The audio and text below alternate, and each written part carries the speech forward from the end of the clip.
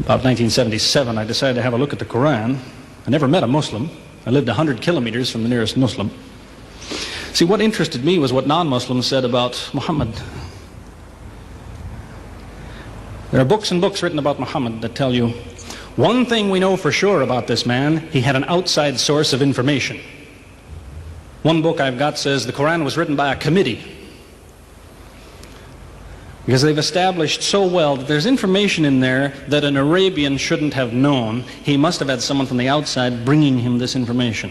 So they say, one thing we know for sure, he had an outside source of information. Now, he said this book was a revelation. So they say, you see, he was a liar. He got it from somewhere, he put it in a book, and he gave it to someone, telling him it was from God. He was a liar.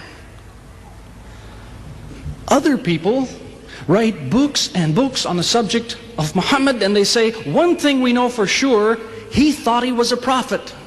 He was crazy. Because they look at his life very carefully, and they see episodes like, for example, when he hid in the cave with Abu Bakr. He was running from the whole city who wanted to kill him, and he hid in the cave, and when the Meccans came running up to the cave to kill them, what did he say to his friend? Did he tell him, see if you can find a back way out of the cave? What he told his friend was, relax. He was telling him, I see what you see, but he said, God is with us. God will save us.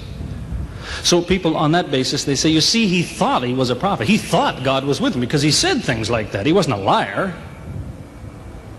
They never seem to realize that one man can't be both. So you can't be a liar and a crazy man at the same time. If you think that an angel gives the words of God in your ear, and somebody says, I have a question for you, what does God tell you about this thing? I want to hear an answer tomorrow. If you're a crazy man, if you think an angel whispers in your ear, then you don't sit up that night thinking, what will I tell him tomorrow? What can I find? Who knows the answer? You're crazy. You think the angel will tell you the answer. You don't go and look it up somewhere. You see, you can't be a liar and a crazy man at the same time. You can be one or the other, or neither, but you can't be both. You see, I read two non-Muslim biographies of Muhammad. One was by Rodenson, who's an atheist, who hated the man.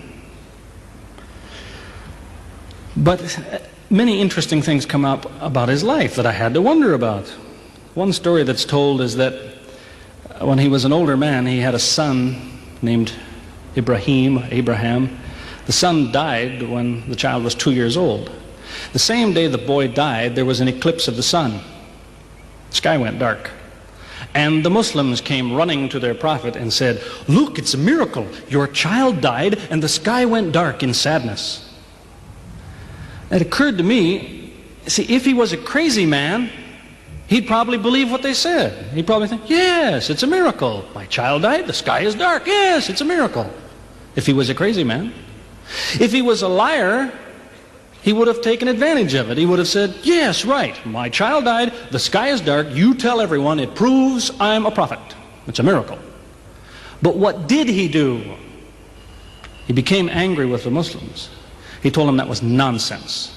He was angry with them. How dare you say that? He said the sun and the moon are signs of God, and they don't worry themselves about the birth of a man or the death of a son of Muhammad. Doesn't look very crazy, doesn't look much like a liar. Now you have a third alternative, of course, which people tell you all the time. They say, no, he was not a liar. He was not a crazy man. He was deceived by the devil. Deceived by the devil. It's an interesting idea, but whatever you say, you better be ready to back it up. There's a lot of difficulties with that idea. For example, there is a verse in the Quran which tells the reader about a good habit to develop. It tells him, before you read this book, always say, A'udhu billahi minash shaitani rajim, which means, I take refuge in God from Satan the rejected. Is this Satan who wrote this? Who said, before you read my book, ask God to save you from me? Is that Satan who wrote that? As Jesus said, if Satan is divided against himself, then his kingdom will fall. He's fighting against his own interests. So let me finish with a story that illustrates a point. As I said, there's many theories and many explanations around, many explanations. But an explanation, something somebody tells you, is just so much air coming out of his mouth unless he has proof and unless he offers you something that you can use to falsify it. You see, there's many theories of how do the planets go around the sun and how do the stars burn and all the rest of it. Many theories. Most of them are just so much wind. Scientists pay no attention to them because they don't contain something that could be checked to prove it false. You see, Einstein was considered an intelligent man because when he offered his theory in 1905 and again in 1915, he didn't just offer a theory, he said, here's 3 ways to prove I'm wrong. Now it's worth listening to. He's told me, here's 3 different things you can do. If you can do this, I'm wrong. Here you are. Is there anything like that in Christianity? Has the Christian ever said, you want to prove I'm wrong? All you have to do is this. Has he ever done that? The Quran is filled with that kind of thing, filled with it. Saying, you want to prove this book is wrong? Do this. Prove it. Go ahead. Do it. Filled with that kind of thing. There's an example of it that made a big impression in its day, during the lifetime, 14 centuries ago, of the Prophet of Islam. You see, he had an uncle named Abu Lahab. That was his nickname, Abu Lahab. This man hated Muhammad. He hated anything the man said.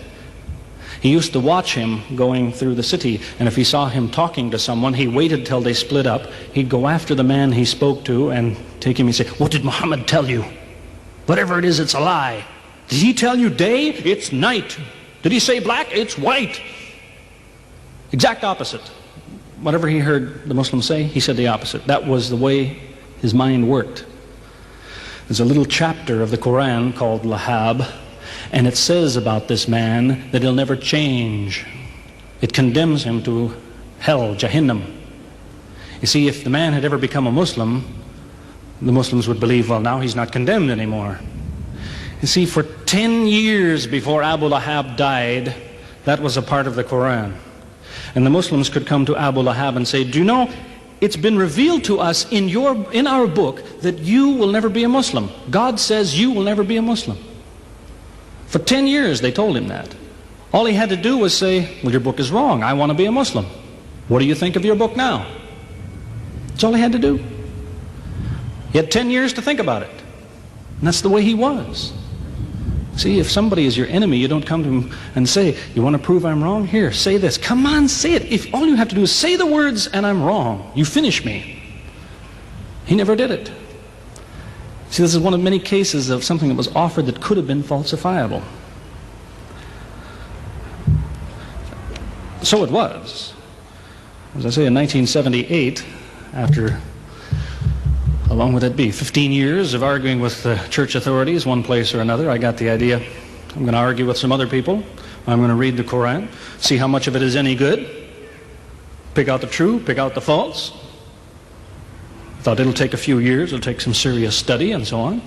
I read through it. About 3 days later, I finished it. I said, this is what I've been saying for 15 years. So I went to find some Muslims. I don't want somebody to feel you've been tricked into something. I haven't said anything about Christianity that isn't true. I haven't said anything about Islam that isn't true unless it was a slip of the tongue or something.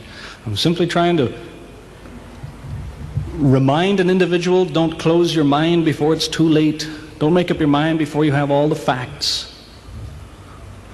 Most people who used to be Christians and become Muslims will tell you, I am a better Christian than I used to be. Now I follow Christ. I didn't before. That's what I would tell you. The Bible says Jesus told his disciples, when you greet one another, let your greeting be, peace be with you. He set the example. Peace be with you. Who says that today? Christians? Once in a great while, maybe. Muslims, whether they speak Arabic or not, they say, Salaam alaikum. Peace be with you. Jesus, when he prayed in the Garden of Gethsemane, put his forehead on the ground. Who prays like that? Christians or Muslims? Jesus used to fast for more than a month at a time. Who fasts today? Christians or Muslims? who really is trying to imitate Jesus. Somebody said to me before coming in here, they said, the Muslims make Jesus out, they insult him and so on and so on. How, possibly, do they insult him? They lift him up. Up. They can't tolerate anything bad said about him.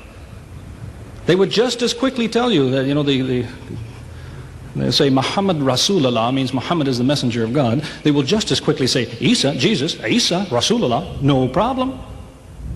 Just as quickly tell you that, because it's true. They occupy the same place. If God himself wants to make distinctions among his prophets, that's his business, not ours. Treat them all with the same amount of respect. May God guide us always closer to the truth.